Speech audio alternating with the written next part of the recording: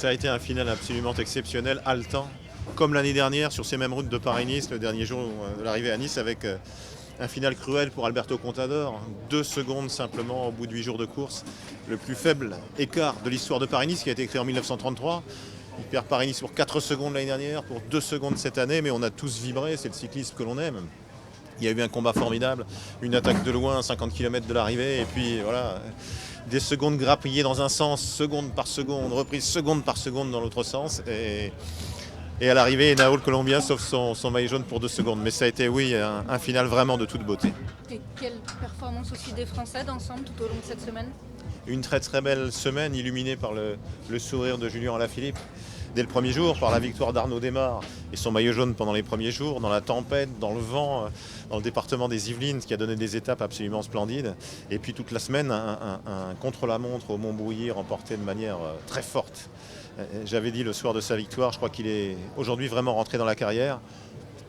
Sa carrière est devant lui, j'en ai vraiment la conviction sur des épreuves d'un jour, des classiques façon Flèche Wallonne, Liège-Bastogne-Liège, des courses de 8 jours, on verra pour la suite. Mais en tout cas, oui, ça a été fort.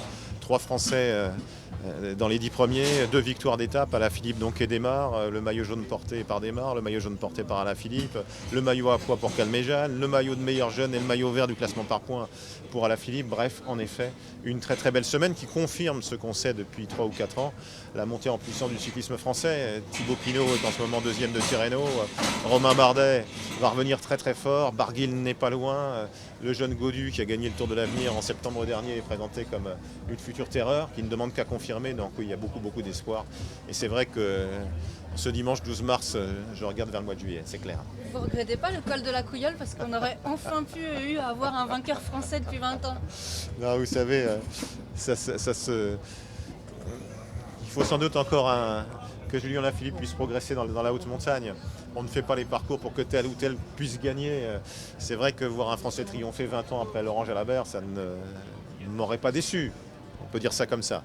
Mais non, mais c'est le sport. Et c'est beau. Et Julien Alaphilippe a conservé son sourire jusqu'au bout. Il a beaucoup de punch, il a beaucoup de fraîcheur. Et ça fait du bien. Juste une question sur la sécurité. C'est la satisfaction du jour aussi. Est-ce que vous espérez revoir le Paris-Nice passer par la promenade des Anglais l'année prochaine? Écoutez, ce qui compte surtout, c'est qu'on puisse continuer à vivre comme on l'a choisi. Donc naturellement, nous avons respecté toutes les mesures mises en place par les services de la ville, par les services de l'État. Il y avait des sourires sur les visages, c'est ça que j'ai noté. Il y avait évidemment de la sécurité, plus qu'il y a un an. Mais il y avait surtout des sourires sur tous les visages et c'est ça qui compte, qu'on puisse continuer à faire des événements de sport ou d'autres choses dans notre joli pays de France.